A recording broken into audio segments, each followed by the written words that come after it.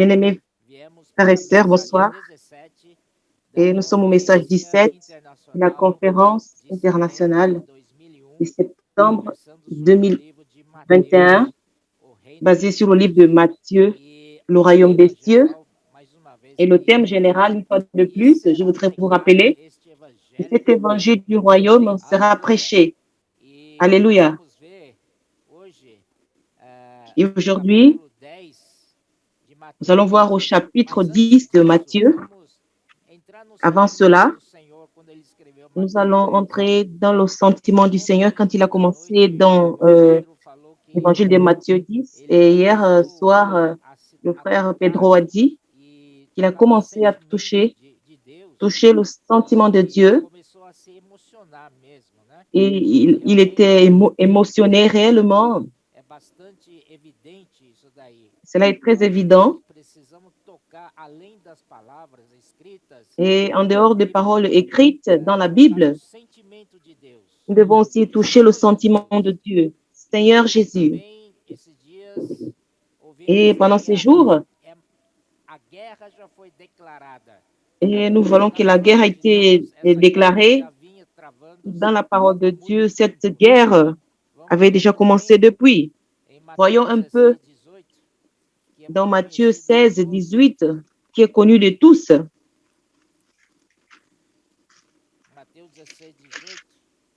Matthieu 16, 18.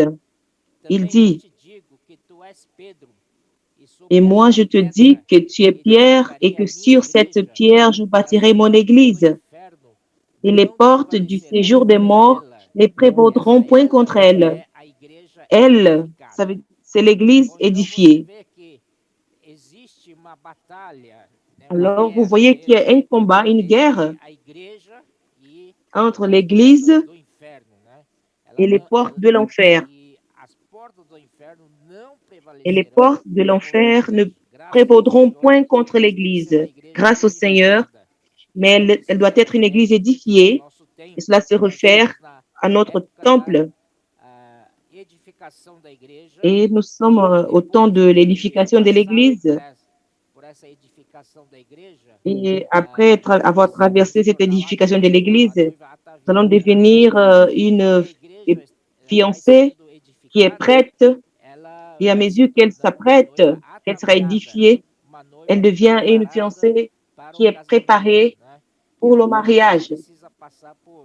Et cette fiancée, elle doit passer au lavage d'eau pour être sanctifiée, pour ôter toutes les tâches de cette vieille création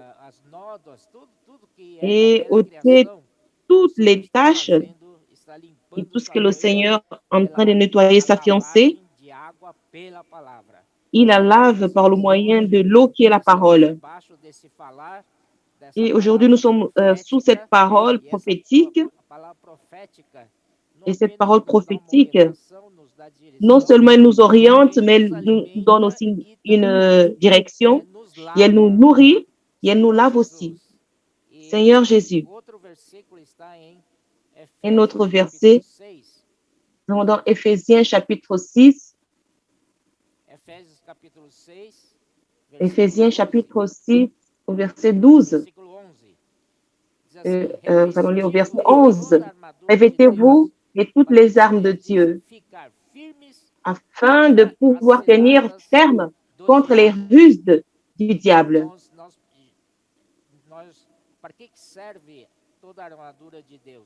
Alors, à quoi servent toutes ces armures de Dieu?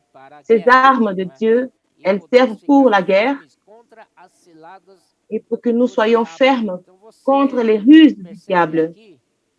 Vous voyez ici que le diable ou Satan, il aime vous placer dans les ruses, dans les chutes. Lui, c'est un lâche parce qu'il ne vous affronte pas en face, mais il vient par derrière et il commence à faire ses ruses. Faites très attention. Verset 12. Car, voyez que la lutte, il est écrit clairement, c'est une lutte, car nous n'avons pas lutté contre la chair et le sang, mais contre les dominations, contre les autorités, contre les princes de ce monde de ténèbres, contre les esprits méchants dans les lieux célestes. Seigneur Jésus, et là, et avant de revêtir les armes de Dieu pour notre défense, nous devons s'y prendre. Au verset 17, il nous dit, prenez aussi le casque du salut et l'épée de l'esprit, qui est la parole de Dieu. Et bien aimés, frères, ne restons pas juste à la défensive, mais nous avons une arme pour attaquer.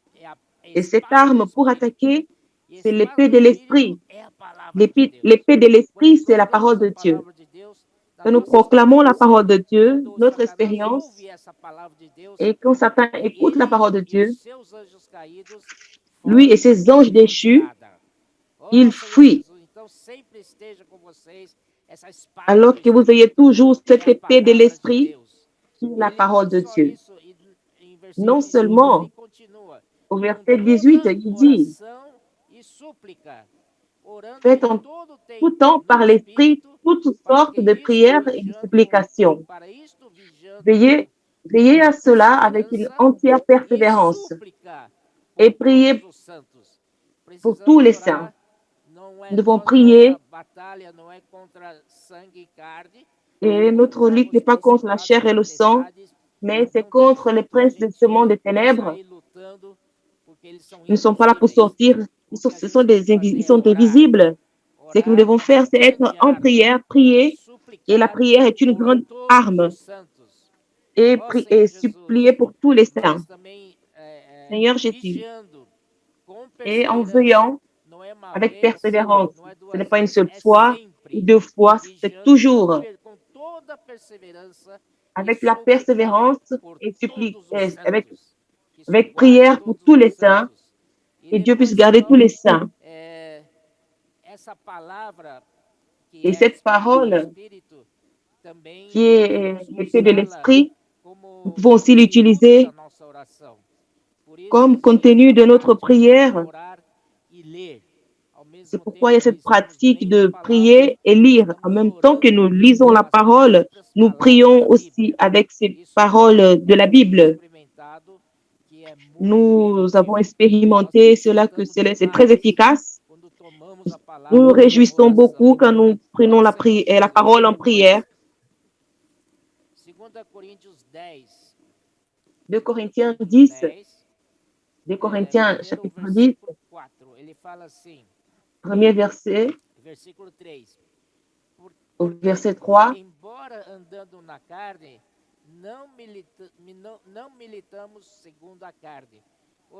Si nous marchons dans la chair, nous ne combattons pas dans la chair. Alors, nous marchons dans la chair, mais nous vivons sur ce plan terrestre. Mais nous ne faisons pas partie de ce plan terrestre. Même vivant dans cette chair, et si nous voyons clairement, si nous luttons, si nous combattons selon la chair, la chute est confirmée. On ne peut pas s'en sortir. On peut pas s'en sortir. Mais c'est pourquoi il faut combattre sur le plan céleste. Si vous combattez contre lui sur ce plan, dans la chair, il vous vaincra toutes les fois. Toutefois. Et c'est comme si vous allez lutter avec un crocodile. Il va vous vaincre. Nous devons être en esprit. Nous sommes des régions dans les plans célestes. Verset 4, car les armes avec lesquelles nous combattons ne sont pas charnelles. Et parfois, nous voulons lutter avec Satan dans notre chair. Ça ne sert à rien. Et nous appartenons à une autre sphère. Et sur la sphère terrestre, il gagne. Nous devons comprendre que notre plan est céleste, dans les cieux. On y- Car les armes avec lesquelles nous combattons ne sont pas charnelles, mais elles sont puissantes en Dieu. Et ces armes deviennent puissantes à mesure que vous utilisez, vous l'utilisez sur le plan céleste. Amen. Alors, ces armes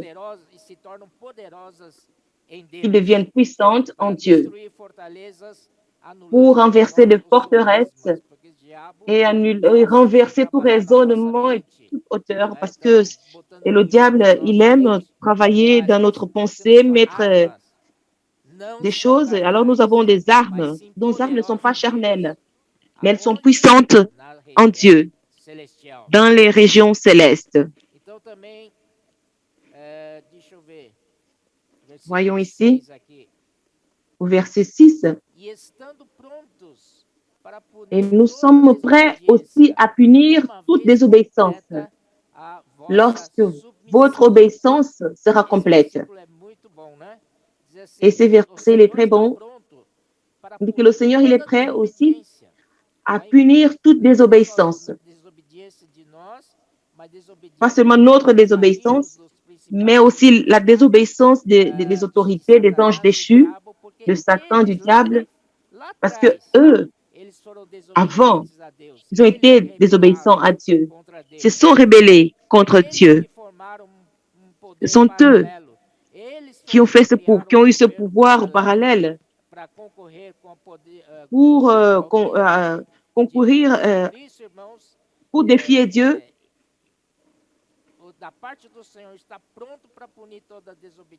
Et c'est pourquoi le Seigneur, il est prêt à punir toute désobéissance.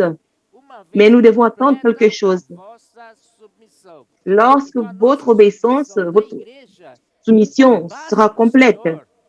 Et alors notre soumission à l'Église donne cette force, cette base à Dieu pour unir toutes choses.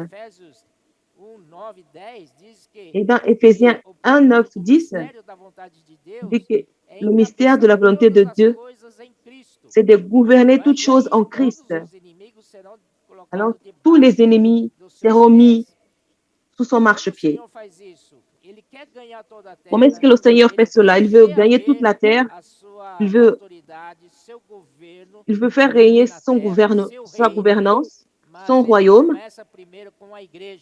Mais il commence premièrement à partir de l'Église. Si l'Église est obéissante à lui, et cela donne de la base, c'est un terrain qui est fort pour que Dieu puisse lutter contre ses ennemis. Alors, notre soumission et obéissance est très importante. Et toujours sur cet accent de bataille, nous allons voir dans Galates 4, 7.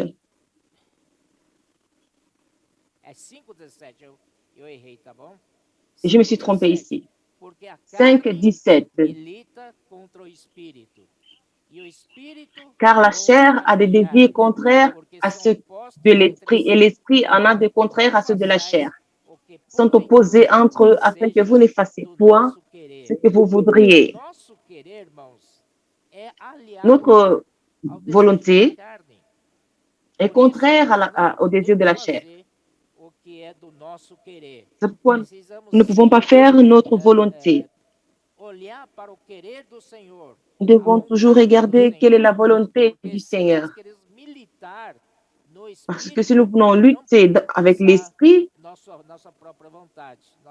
nous ne pouvons pas accomplir. Nous devons toujours lutter avec la volonté du Seigneur, être dans la volonté du Seigneur pour lutter. Et c'est ainsi que nous gagnons la lutte. Et vous voyez cette lutte de la chair contre l'esprit, ce sont deux plans différents.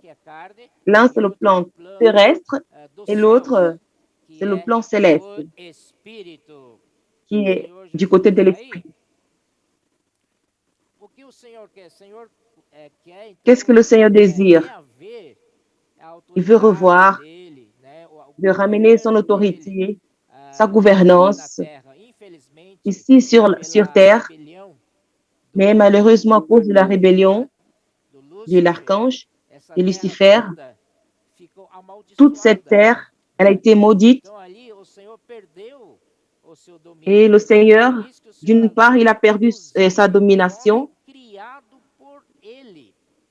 Et l'homme qui a été créé par lui, l'homme fut créé selon son image et sa ressemblance, d'une manière très spéciale.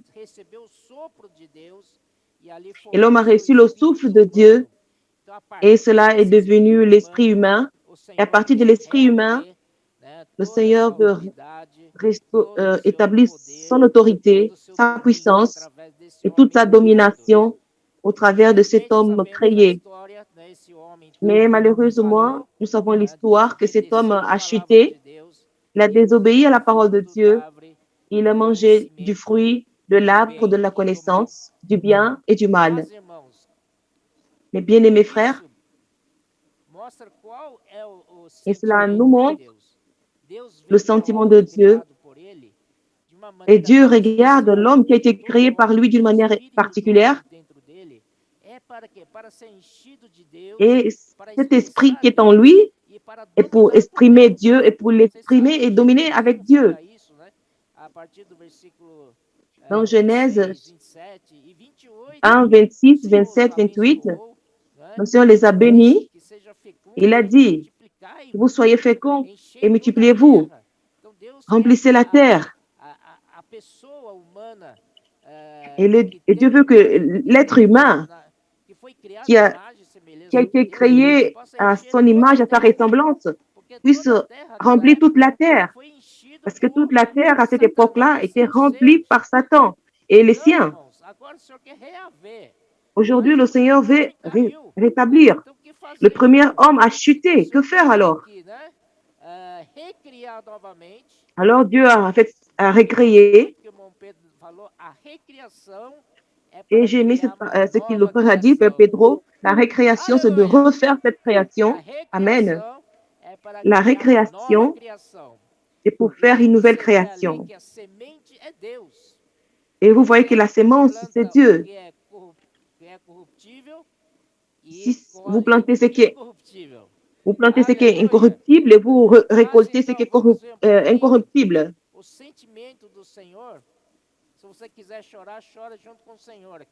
Alors, si vous désirez pleurer, pleurez ensemble avec le Seigneur. Nous voyons dans Matthieu chapitre 9. Matthieu chapitre 9, 35, 36.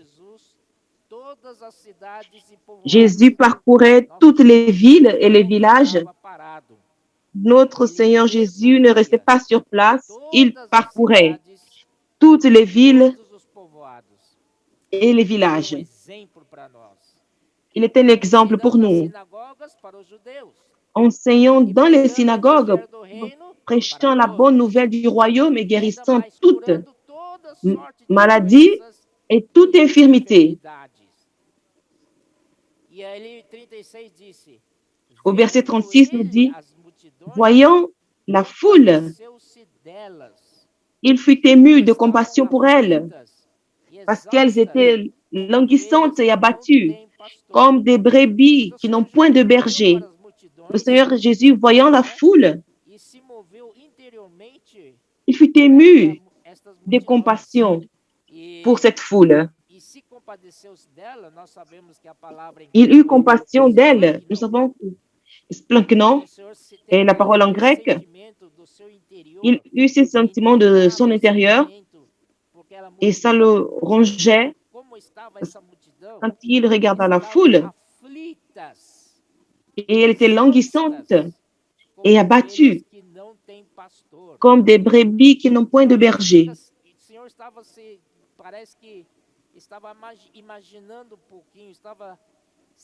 Le Seigneur, peut-être il se lamentait, il pensait, qu'est-ce que ce gouvernement rebelle a fait avec les êtres humains? Le Seigneur était désespéré en ce moment-là. Cette création qui a été faite par Dieu, des êtres humains qui ont été créés à l'image et la ressemblance de Dieu, maintenant ils vivent dans cette situation. Elles étaient languissantes et abattues, comme des brebis qui n'ont point de berger. Qui est le berger? Le seul berger, c'est le Seigneur Jésus. Et Satan ne sait pas paître. Il sait tuer, voler et détruire. Il ne fait que cela. Il ne sait pas paître. Il ne sait pas prendre soin. La seule chose qui se fait, c'est voler, tuer et détruire. Et c'est pourquoi le Seigneur Jésus a été ému et il eut compassion de ces gens-là, ces gens qui ont été créés par Dieu, des gens qui sont à l'image et à sa ressemblance. Elles étaient languissantes et abattues comme des brebis qui n'ont point de berger.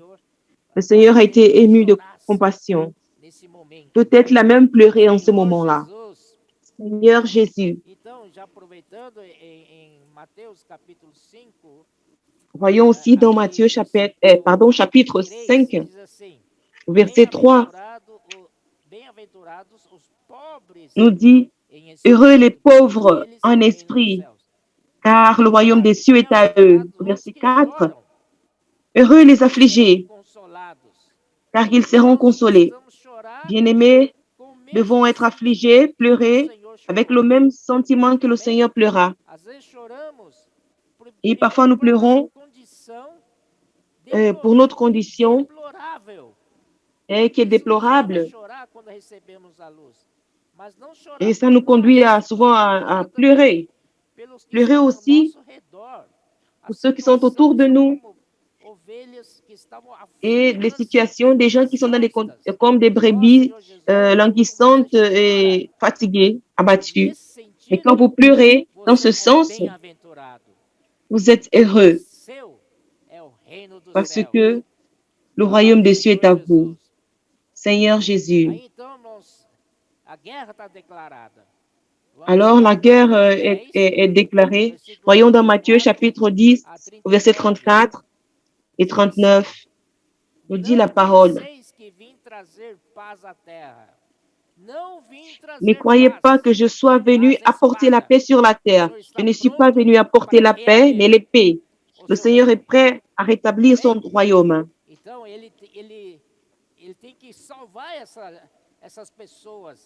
Alors, il doit sauver ces personnes qui sont maltraitées, qui sont abattues par Satan et les siens, par sa gouvernance clandestine, par son gouvernement clandestin. Et le Seigneur a dit qu'il n'est pas venu apporter la paix. Il est venu ici pour faire quelque chose et il le fera. Car je suis venu, car je ne suis pas venu apporter la paix, mais l'épée, car je suis venu mettre la division entre l'homme et son père, entre la fille et sa mère, entre la belle-fille et sa belle-mère. Et l'homme aura pour ennemi les gens de sa maison.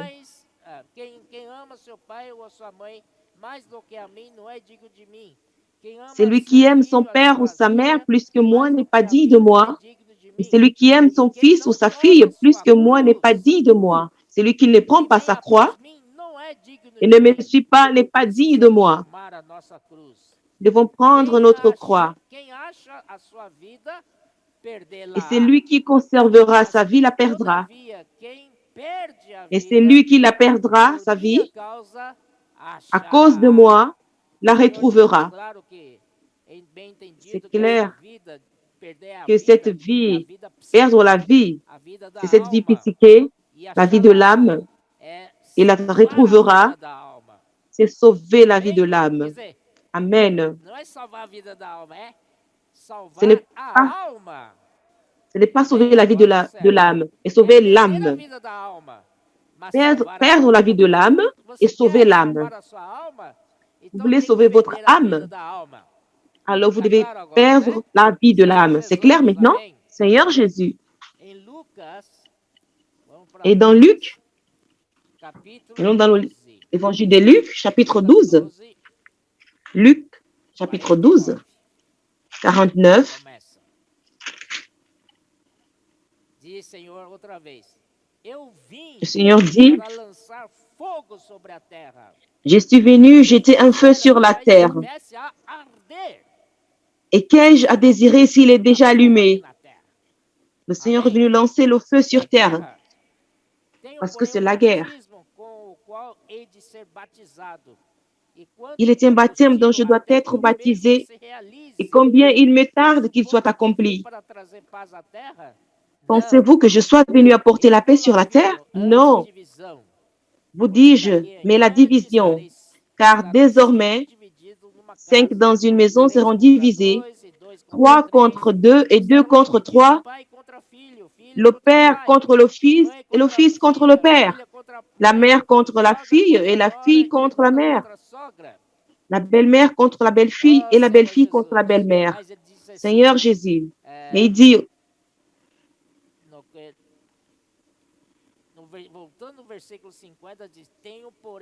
au verset 50, il dit, il est un baptême dont je dois être baptisé et combien il me tarde qu'il soit accompli.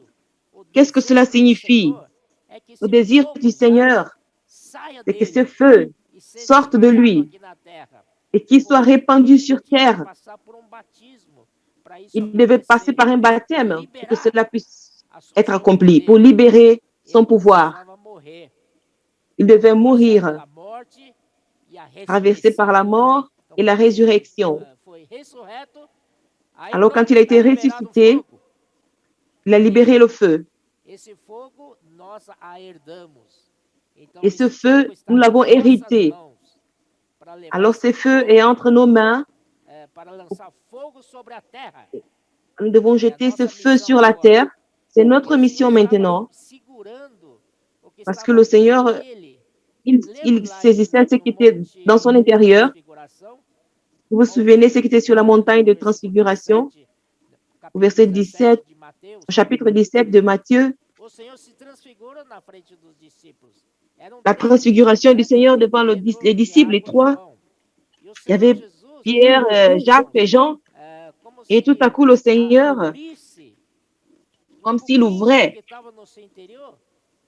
dans ce qui était dans son intérieur. Et toute cette gloire s'est ouverte, est sortie de lui.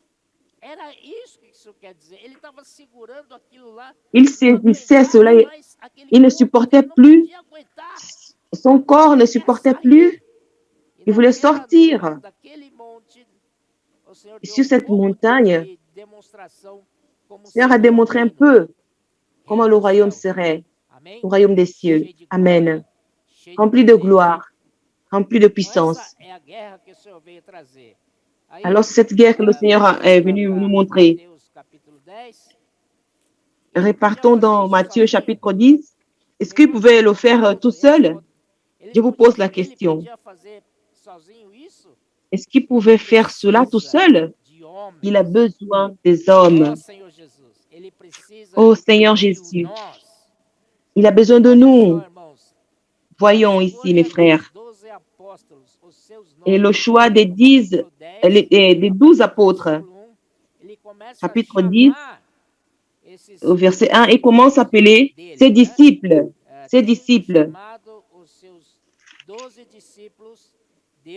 Puis, ayant appelé ses 12 disciples, il leur donna le pouvoir de chasser les esprits impurs et de guérir toute maladie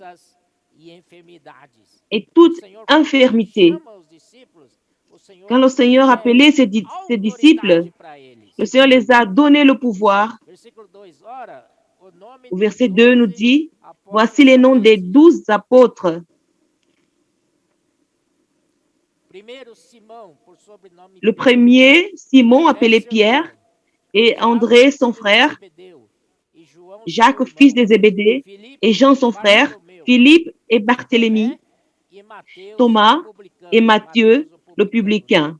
Matthieu, le publicain. Et ce livre a été écrit par lui. Il a voulu se qualifier comme publicain pour montrer son origine. Et Jacques, fils d'Alphée et Thaddée, Simon le Cananite et Judas l'Iscariote, c'est lui qui livra Jésus. Il a choisi cela. Vous voyez, ce sont des gens normaux.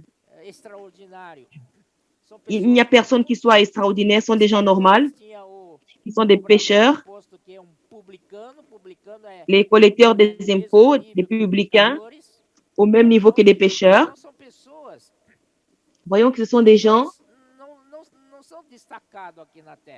qui n'étaient pas remarquables sur terre. Et c'était des petits. Mais pour le Seigneur, il n'y a pas de problème. Il faut juste le vouloir, d'être appelé. Amen. Mais quand le Seigneur vous appelle, vous aussi, vous devez vous présenter, dire, mais voici, envoie-moi. Toi aussi, tu dois le vouloir. C'est un principe qui est bien. Et le Seigneur n'a pas appelé des gens qui sont nobles. Voyons dans 1 Corinthiens, ô Seigneur Jésus.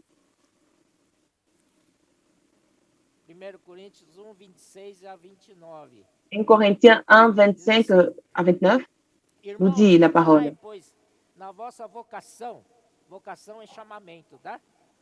La vocation, c'est l'appel. Voyons que dans votre appel, qui parmi vous a été appelé, il n'y a beaucoup de sages selon la chair, ni beaucoup de puissants, ni beaucoup de nobles. Mais Dieu a choisi les choses folles du monde pour confondre les sages. Dieu a choisi les choses faibles du monde pour confondre les fortes.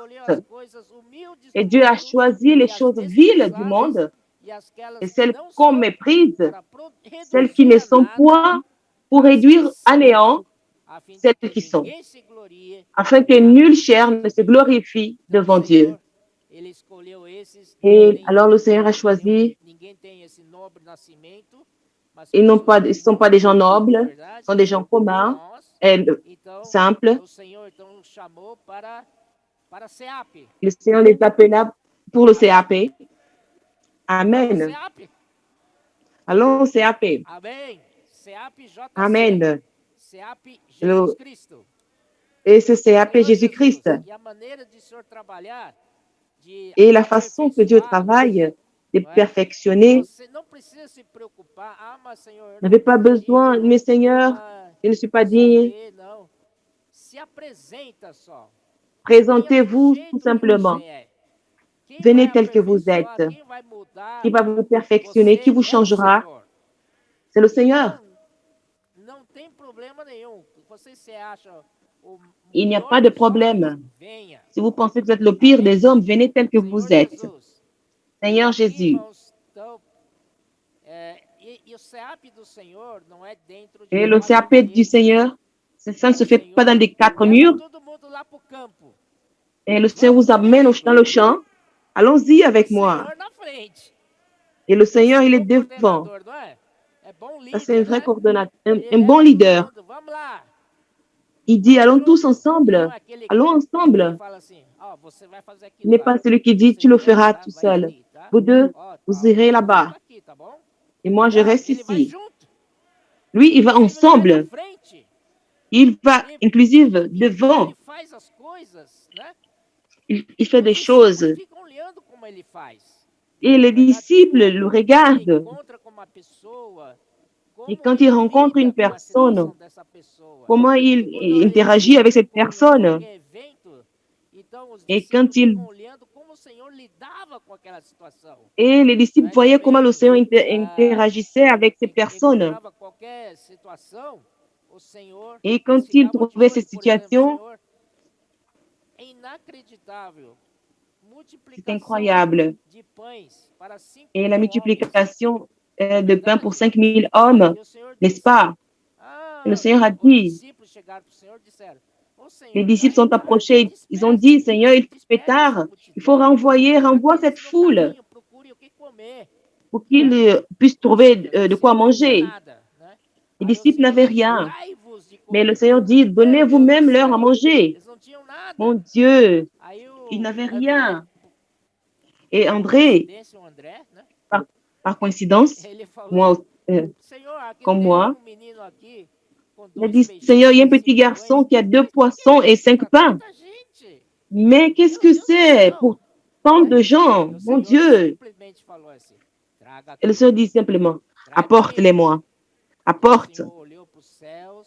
Et le Seigneur regarda au ciel, il a prié le Père qui est aux cieux, et ces 5 pains et 2 petits poissons a pu nourrir 5000 hommes. Amen. Il, il y a encore 12 corbeilles qui sont restées remplies. Il a fait cela devant les disciples. Imaginez le visage des disciples. Ils sont restés bouche bée. Pour le Seigneur, il est sur un autre plan. Il est sur le plan céleste. Il formait ses disciples pour qu'ils ne puissent pas faire des choses terrestres, mais qu'ils puissent faire des choses dans les domaines du céleste, sur le plan du Père, sur le plan du ciel. Et le Père, il agit. Et dans notre vie quotidienne, quand nous servons le Seigneur, nous devons voir que la capacité pour le servir, elle ne vient pas de nous. Elle vient du ciel. Au contraire, nous n'avons rien. Le Seigneur a dit dans Jean 15, sans moi, vous ne pouvez rien faire. Et c'est vrai, sans le Seigneur, nous ne pouvons rien faire. Ne dites pas que ça fait 30 ans que vous êtes dans l'église et vous vous approchez des 40 ans, vous savez quoi faire. Vous savez conduire une réunion de l'église. Qui ne sait pas le faire? N'est-ce pas? Commençons à invoquer le nom du Seigneur. Après, nous faisons une demi-prière. C'est prévisible cela. Dans une réunion, et sur le plan terrestre. Amen. La réunion, selon l'esprit, elle doit être imprévue. Vous ne savez pas ce qui va se passer. Vous dépendez du Seigneur. Dans Jean, il y a un verset qui nous dit que le vent souffle où il veut. Vous ne savez pas d'où il vient, où il va. Ainsi est tous ceux qui est né de l'esprit. Amen. Et cela veut, ça c'est dépendre du plan céleste, Seigneur Jésus. Repartons dans Matthieu 10.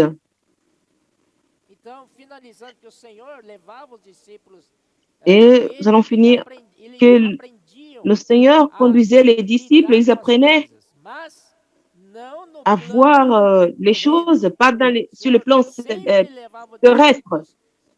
Le Seigneur conduisait toujours les disciples au plan céleste, au plan du ciel, pour leur montrer que même notre service dans l'Église ne peut pas dépendre du plan terrestre, mais cela doit dépendre du plan céleste, dépendre du Seigneur de tout, en toutes choses.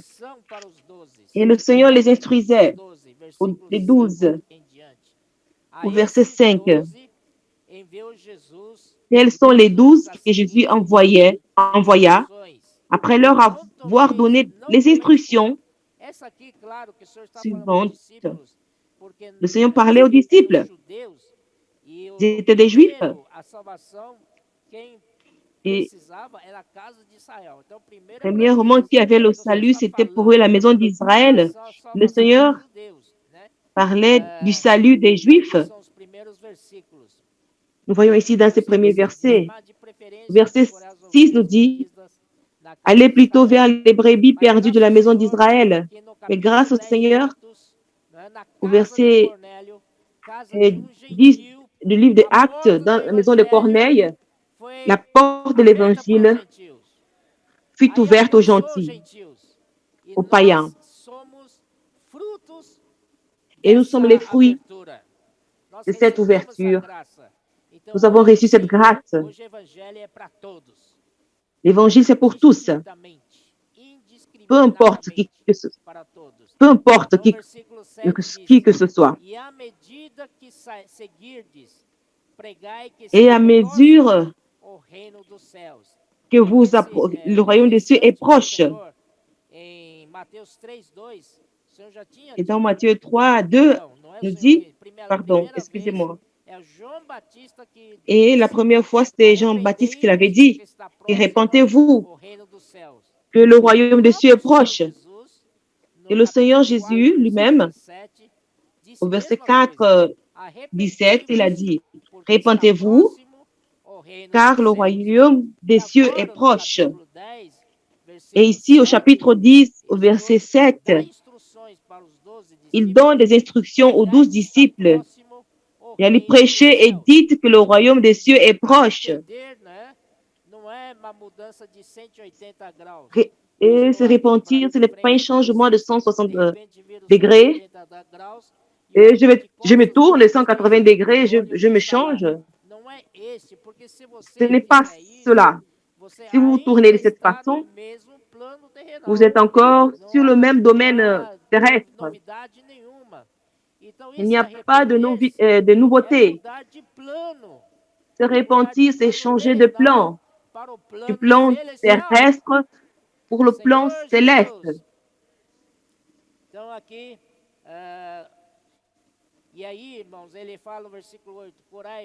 Ici, il dit au verset 8, guérissez les malades, ressuscitez les morts, purifiez les lépreux, chassez les démons. Vous avez reçu gratuitement, donné gratuitement. C'est un point très important. Vous avez reçu gratuitement et donné gratuitement. Nous prêchons l'évangile gratuitement.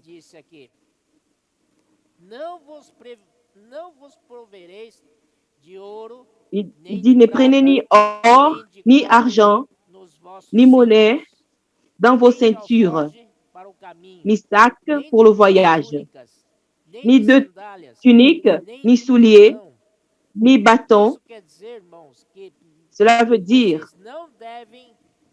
que vous ne devez pas utiliser des moyens terrestres. Vous devez dépendre des choses du ciel.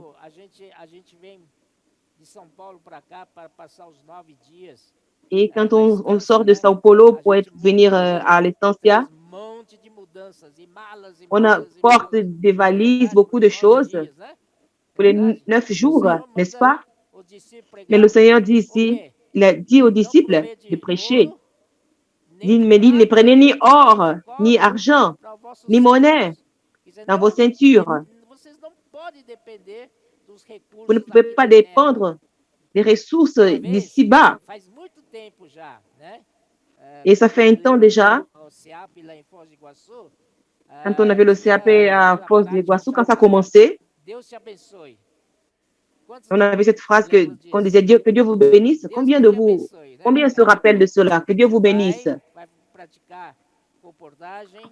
Vous allez pratiquer le reportage et que Dieu vous bénisse. Mon frère, je dois prendre mon porte-monnaie pour prendre un peu d'argent. Laisse tout ici. Laisse ton porte-monnaie, vos chèques, carte de crédit. Laissez tout ici. Vous n'allez pas emporter. Et là, vous allez dépendre totalement du Seigneur. Et si vous ne vendez pas, vous n'en mangez pas. C'est merveilleux, ça. Et nous voyons comment les gens dépendaient totalement du Seigneur. Imaginez le désespoir. Seigneur, aide-moi à vendre des livres. Et cela, c'est dépendre des moyens qui viennent du ciel. Amen. Seigneur Jésus,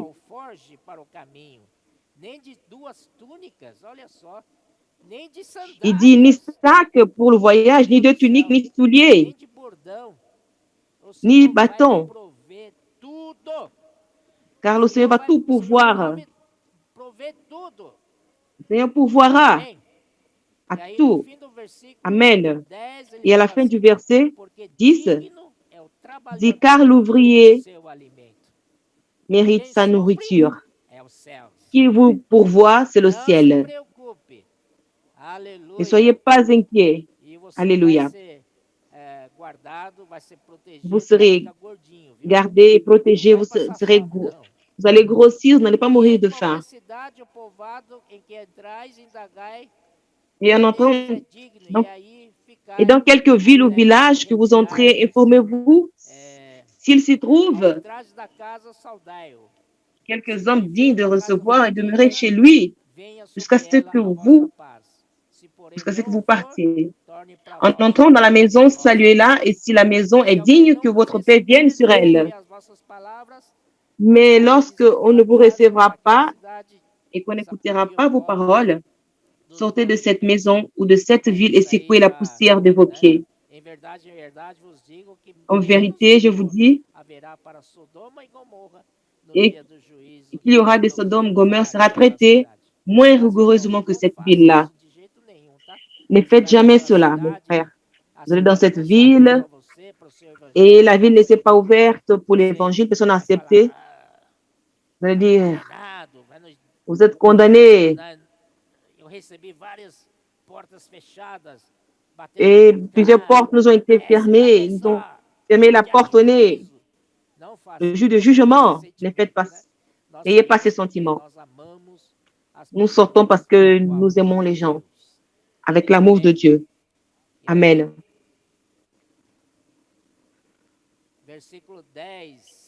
Au verset 10, il dit que le travailleur qui est digne, ils sont, au verset 16, voici, je vous envoie comme des brebis au milieu des loups. Soyez donc prudents comme les serpents et simples comme les colombes.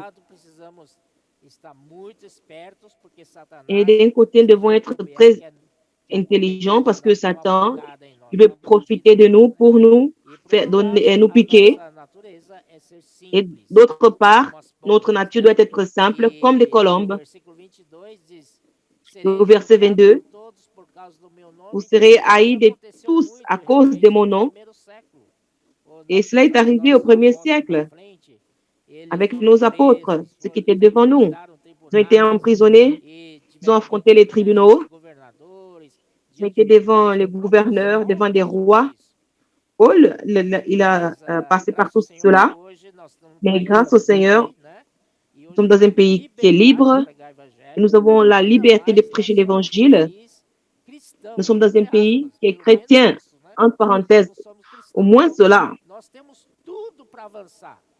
Nous avons tout pour aller de l'avant, pour avancer. Et à l'époque, il y avait le judaïsme qui était de cette nation-là. Et c'était très difficile. Mais aujourd'hui, le Seigneur nous a donné la liberté pour prêcher l'Évangile. Et pendant que les portes sont ouvertes, nous allons profiter. Et au verset 22, dit, mais celui qui persévérera jusqu'à la fin sera sauvé. Alléluia.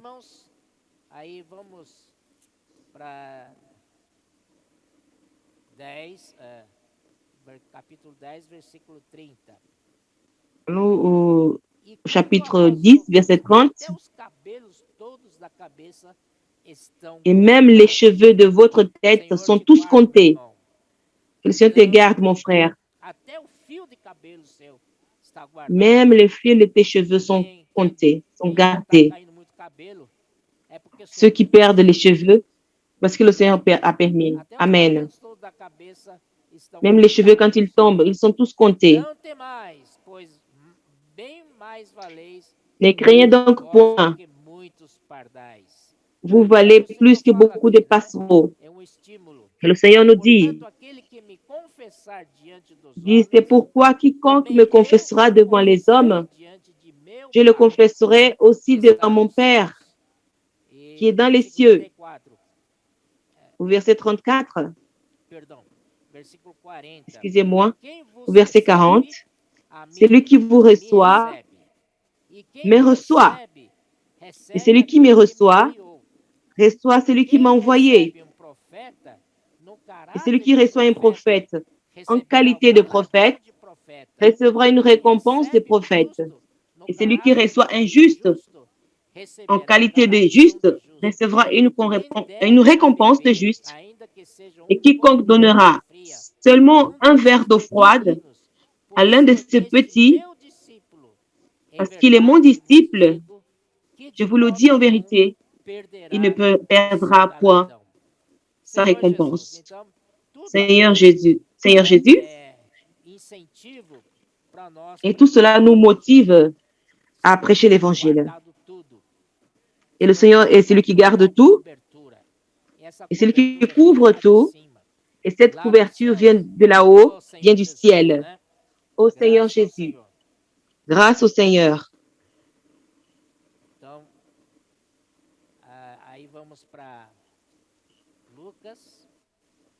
Et voyons dans Luc, frère, j'ai dit cela parce que le Seigneur, au travers des enseignements des disciples, le Seigneur est en train de former son armée céleste. Et le Seigneur a besoin des gens ici sur terre pour amener son royaume sur terre.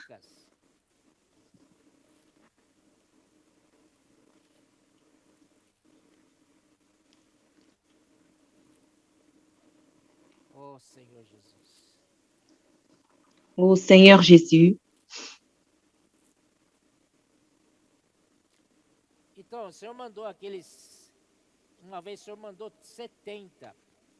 Une fois, le Seigneur envoya 70. Je vais lire le chapitre 10 de Luc, au premier verset. Après cela, le Seigneur désigna encore 70 autres disciples. Et vous voyez qu'il y a une armée qui se forme. L'armée céleste. Il les envoya 2 à 2 devant lui dans toutes les villes et dans tous les lieux où lui-même devait aller. Il leur dit, la moisson est grande, mais il y a peu d'ouvriers. Priez donc le maître de la moisson d'envoyer des ouvriers dans sa moisson. Seigneur Jésus, partez. Voici, je vous envoie comme des agneaux au milieu des loups. Et si nous répétons ce qui est dit dans Matthieu, ces 70, ils sont sortis, ils sont revenus. Voyons ce qu'ils ont dit à leur retour, verset 17. Les 70 revinrent avec joie. C'était rempli de joie. Alors, quand vous vous disposez pour prêcher l'évangile, que le Seigneur vous appelle, vous allez prêcher l'évangile, cela vous donne de la joie. Ce n'est pas même peu de joie, mais beaucoup. Une fois, un médecin qui était parmi nous, je ne peux pas dire son nom, il est allé au CAP, je sais pas, il est resté là-bas, je ne sais pas combien de semaines. Une semaine, il s'est disposé à participer du CAP à une semaine. Il était très occupé, mais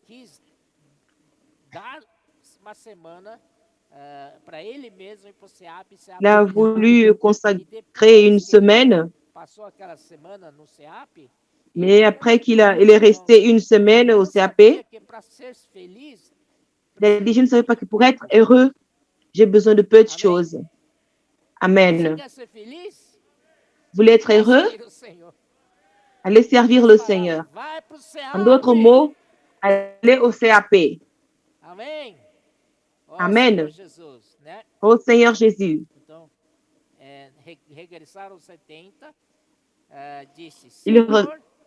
Les 70 revinrent, disant, Seigneur, les démons même nous sont soumis en ton nom. Les démons ont peur du nom du Seigneur. C'est pourquoi nous devons tous sortir en invoquant le nom du Seigneur. Ô Seigneur Jésus, Amen. Jésus leur dit, je voyais, quand tu prêchais l'évangile, Satan tombait du ciel. Vous voulez faire tomber Satan du ciel? Sortez pour prêcher l'évangile. Allez faire du reportage dynamique. Seigneur Jésus, ce lundi, ils sont sortis 25 coopérateurs, collaborateurs. Vous pouvez écouter leurs témoignages. C'est intéressant. Ils ont eu ce réveil pour le reportage dynamique, prier pour les autres. Combien d'expériences ils ont reçues? Seigneur Jésus. Et cela a changé leur sphère. Et ils ont changé du plan terrestre au plan céleste. Et j'ai vu Satan tomber du ciel comme un éclair. Voici, je vous ai donné le pouvoir de marcher sur les serpents et les scorpions et sur toute la puissance de l'ennemi. Et rien ne pourra vous nuire. Ce que cela veut dire, n'ayez pas peur de sortir pour prêcher l'évangile, parce que le Seigneur dit, je vous ai donné la puissance pour écraser les serpents et les scorpions et rien ne pourra vous nuire. Amen. Le Seigneur puisse garder ceux qui sortent pour prêcher l'évangile totalement. Cela, c'est le pouvoir du ciel.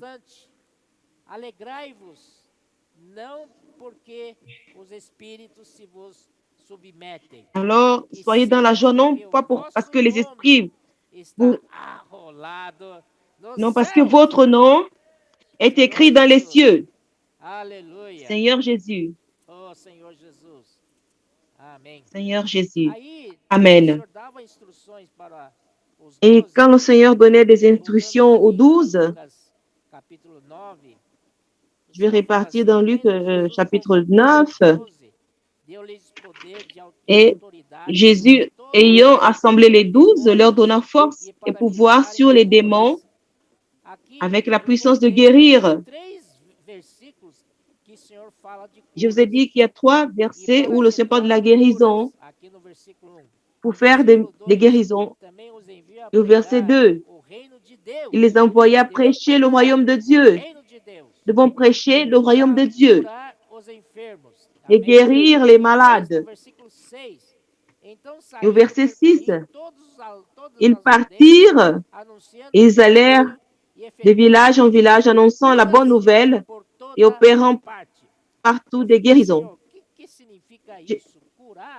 Et j'ai demandé, Seigneur, qu'est-ce que cela veut dire guérir les gens? Et cela veut dire, quand nous sortons pour prêcher l'évangile, quand nous sortons pour faire le reportage dynamique, quand vous dites, puis-je prier pour vous? Et quand la personne reçoit notre prière, la vie de cette personne, sa vie qui était dans le désordre,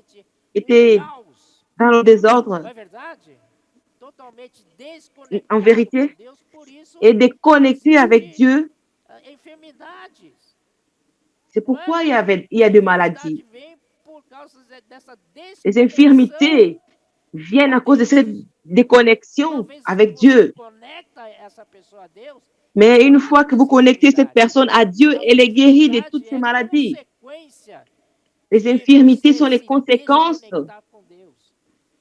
du fait de se déconnecter de Dieu. Alors, ce sont beaucoup de problèmes. La guérison, c'est conduire, mettre en ordre la vie des gens. Ah, Seigneur Jésus. Nous allons poursuivre. Chapitre 10.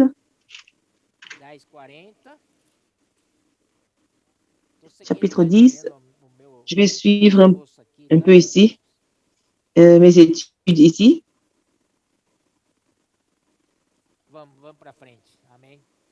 Nous allons avancer.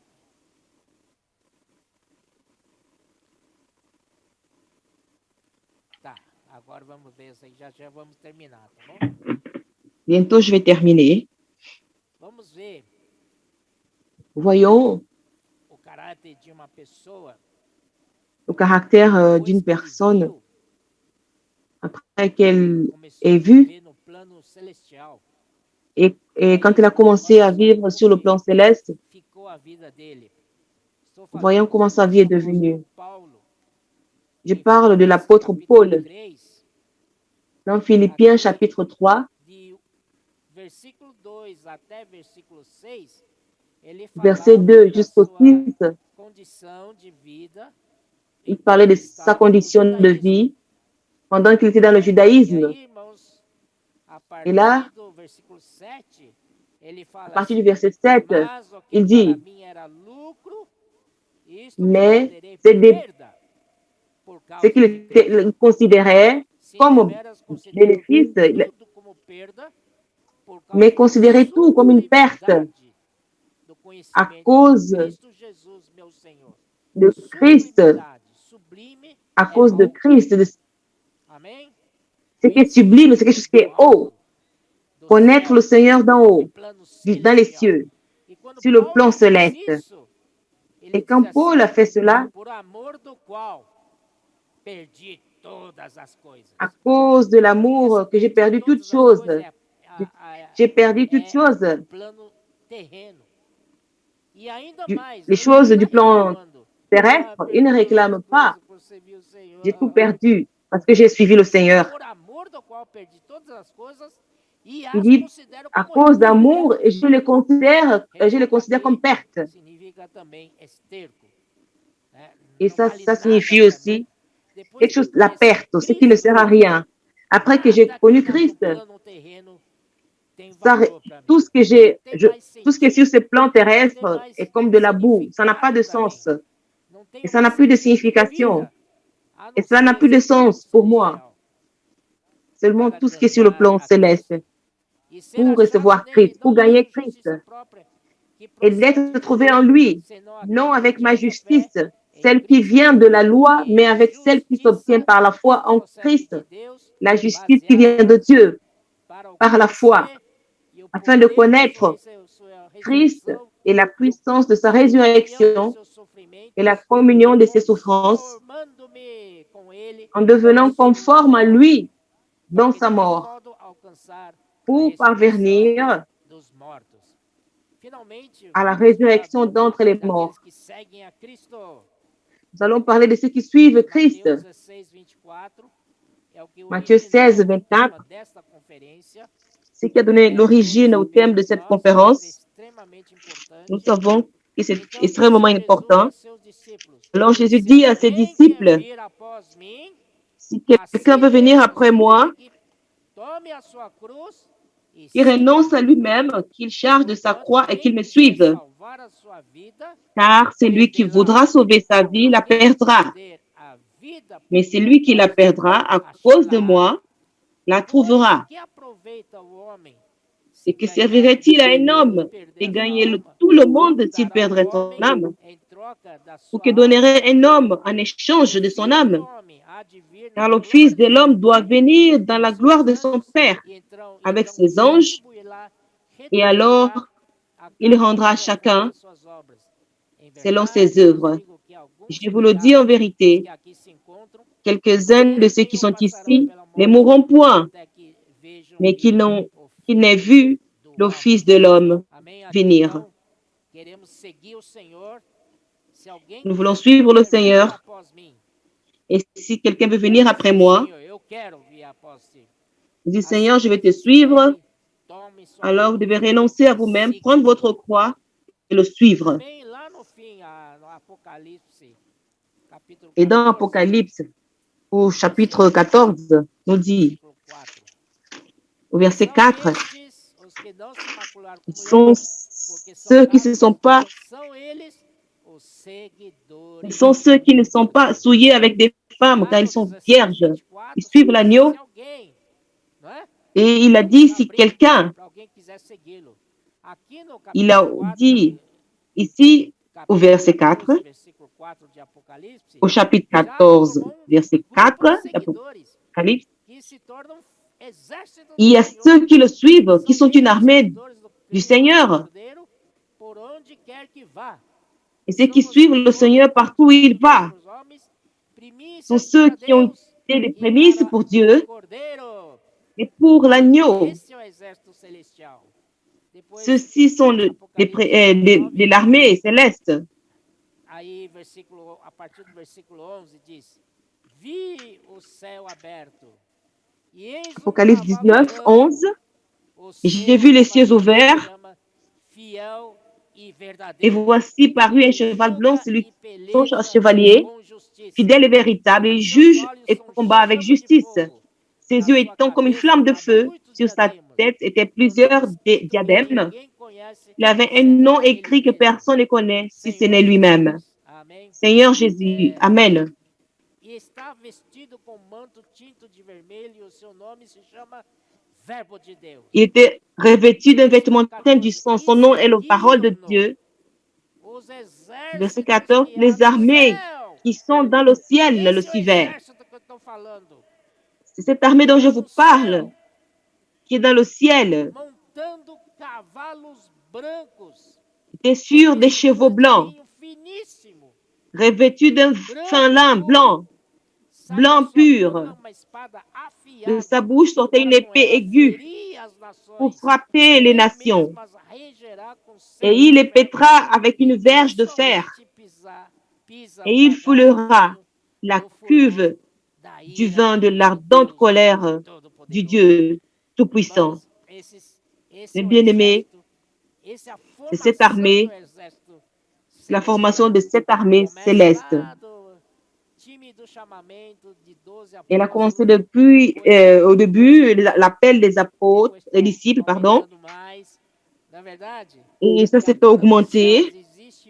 Et dans le ciel, il y a aussi cette armée du ciel, qui sont montés sur des chevaux blancs et qui suivaient ces chevaliers, pardon, qui suivaient celui qui était sur les chevaux blancs. Comme Église, nous sommes édifiés pour être cette fiancée qui doit être prête.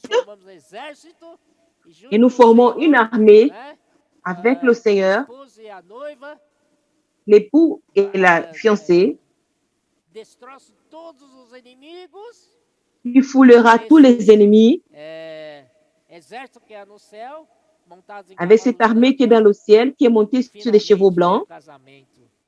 Et à la fin, il y aura ce mariage de Christ et l'Église dans le règne millénaire. Alléluia.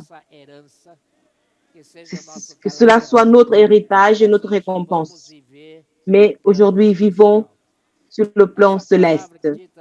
Cette parole qui sont dites dans ces conférences jusqu'à présent, mon Dieu du ciel, ce soir, on aura encore, et le disciple Miguel va aussi parler, Seigneur Jésus, et ces changements de plan, c'est la clé. Merci. Amen.